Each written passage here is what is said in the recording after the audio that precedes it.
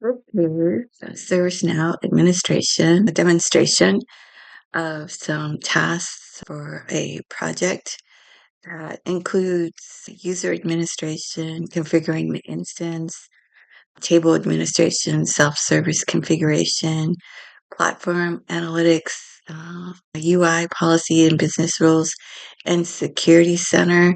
So this is just the first part of the demo, and I think there will be another video. We'll see how far I get with this one tonight. All right, so this is the ServiceNow instance. And already I have done some of the steps here. You'll see that it's configured for this is the development instance, and for the company here is in a CD dev and also up in the little tab at the top. And the color theme has also been updated. The user administration, I added, there was a requirement to add 2 new users, and these aren't the real names. One's Bob, he's in HR support, and the other one is in Jane in HR support. So I have added those users, and in ServiceNow, you can actually impersonate them to verify that it is working. And actually, I'm going to end that. I was already impersonating Bob, but I will end that one. And so right now I'm back as administrator, and I can go in and impersonate. I want to do Bob in HR support, or we could do, yeah, we'll go ahead and do Bob again since it's right there, and impersonate user. And so now I am logged in as Bob. This is what Bob would be seeing. And he would not have all the same um, applications and modules available as the administrator, but he does have, if you go to Employee Center, he's got his requests here, and we can see they're ready for him to work. So that is Bob. And in there, I've already added users to the HR payroll group. I added Bob and Jane to the group, and also to the HR Tier 1 support group, because that's where they'll be working. And and I just did that.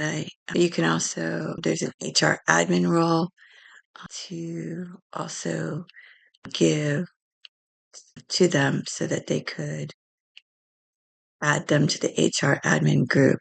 So they have been added to the HR admin group and then have inherited roles now since they're in the HR admin group. So you can create incidents using classic forms or using the self-service ones. So let's see, this one's an example of the classic. In the instance, you could go to the me and this impersonation. So I'm back as admin, and we could go to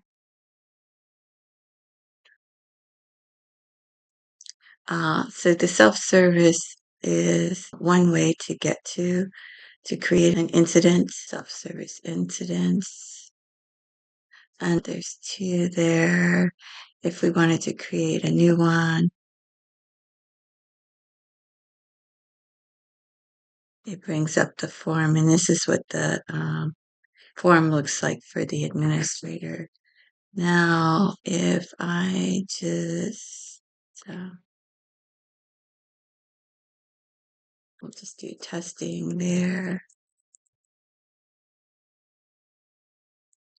and submit that. So that has been, we see that there's been one created here. Now, if we impersonate the user again and we do Bob again.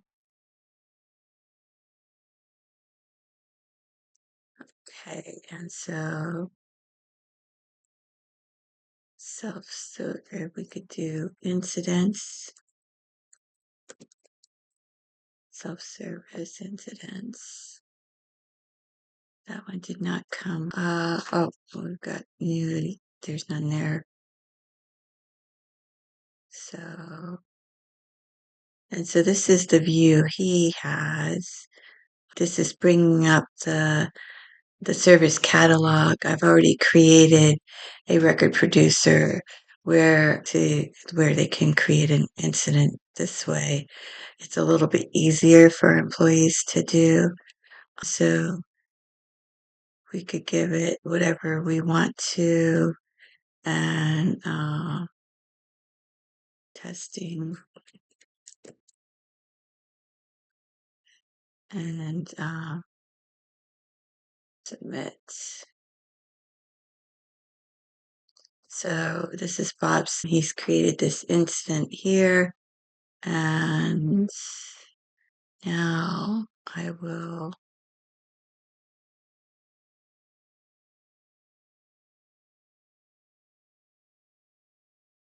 end that impersonation.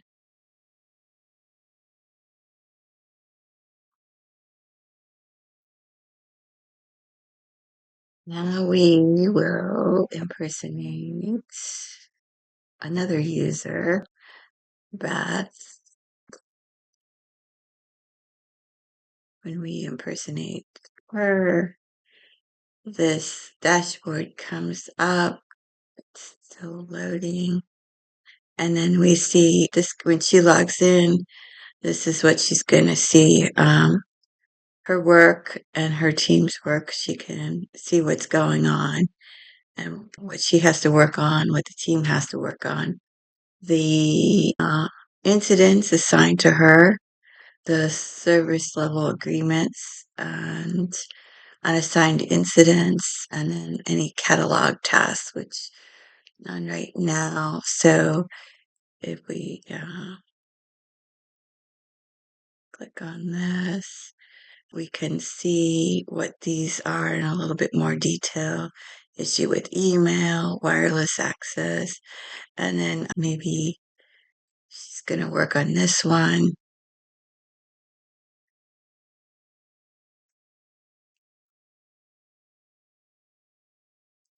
And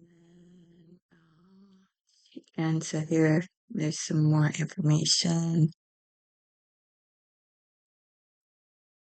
You can add work notes,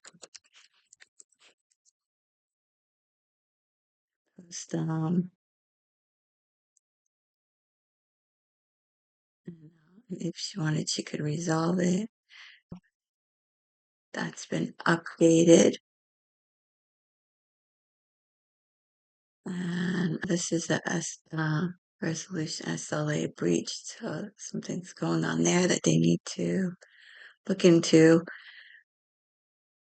All right. So right now, let's see if she could go back. She could go back to home, and she can also take a look at the unassigned incidents.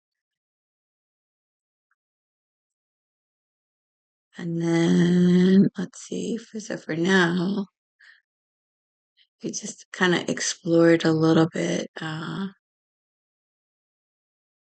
how different things, different available teams, catalog request approvers,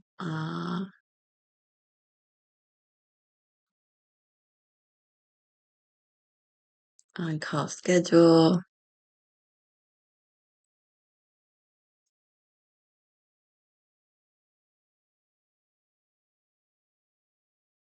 and the metrics, and actually the team metrics too.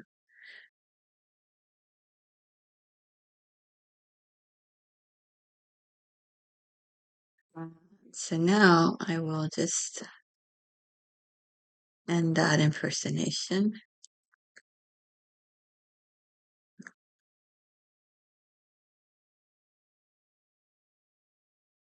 And also, I've added a knowledge article. So if we go to the All menu and knowledge,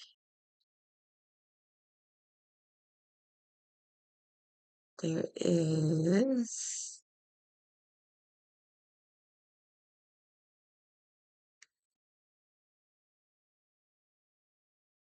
Let's see, all we'll do is right now, just to bring it up instead of how to configure things, I will just go to knowledge. Should be article was under human resources, general knowledge. And there's another one in another lab under IT. So this one is for Affinity Open Enrollment. And so this is the article that's been uploaded and now it's available. You can see it.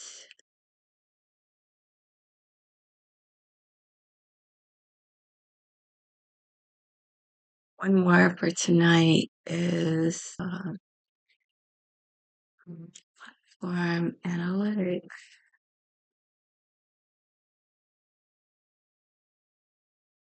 And we want to look at the data visualization. I've already created it, so I'll do other videos. But right now, this is just showing the demonstration of what's been created.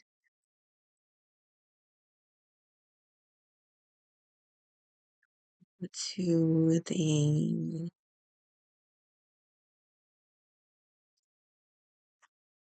dashboards.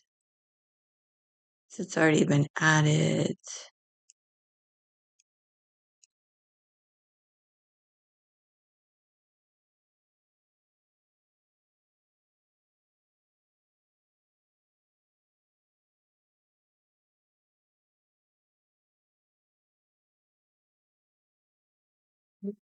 There's the dashboards and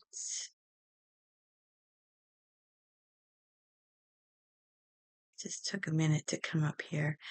And then the one I was looking for is the Infinity HHD product monitoring.